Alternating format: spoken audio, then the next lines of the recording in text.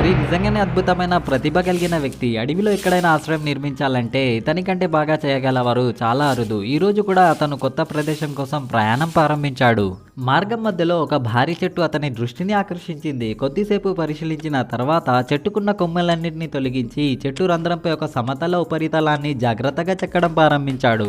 కొద్దిసేపటికే మృదువైన విశాలమైన ఉపరితలం సిద్ధమైంది. దానిపై పడుకొని పరీక్షించగా అది చాలా సౌకర్యవంతంగా అనిపించింది. అయితే పని అక్కడితో ముగియలేదు. ఆశ్రయాన్ని మరింత విశాలంగా సౌకర్యవంతంగా మార్చడానికి చెట్టు రెండు వైపులా కొన్ని చిన్న రంధ్రాలు చేశాడు. తర్వాత బలమైన కొమ్మలను స్వీకరించి చివరిన సరైన ఆకారం చెక్కి ఆ రంధ్రాల్లో అమర్చాడు. దీంతో ఆశ్రయం విస్తీర్ణం దాదాపు 2.5 రెట్లు పెరిగింది.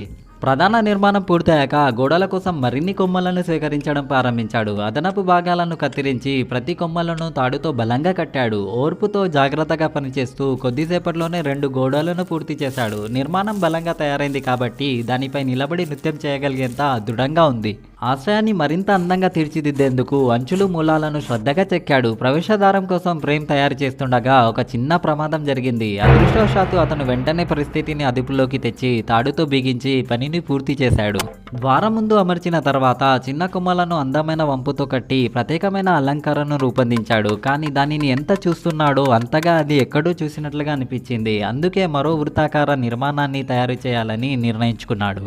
ఈసారి గేటు కోసం కొమ్మలను గట్టిగా అమర్చి తాడుతో బలంగా కట్టాడు. అదనపు భాగాలను తొలగించడంతో అందమైన గుండ్రటి గేటు సిద్ధమైంది.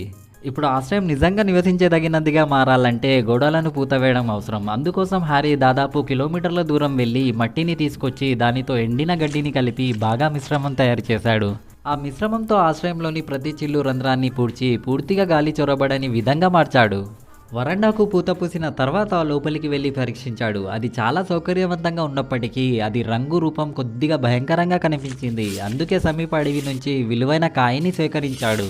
దానిని పైకప్పుపై పరచడంతో వర్షం ఎండ నుంచి రక్షణ లభించడమే కాకుండా ఆశ్రయంలోని వేడి నిల్వ ఉంచే సామర్థ్యం కూడా పెరిగింది. అనంతరం నేలపై ఉన్న కొన్ని ఆకులను సేకరించి పైకప్పుపై చల్లడంతో మొత్తం నిర్మాణం ఎంతో అందంగా కనిపించింది. వావ్! Like and subscribe.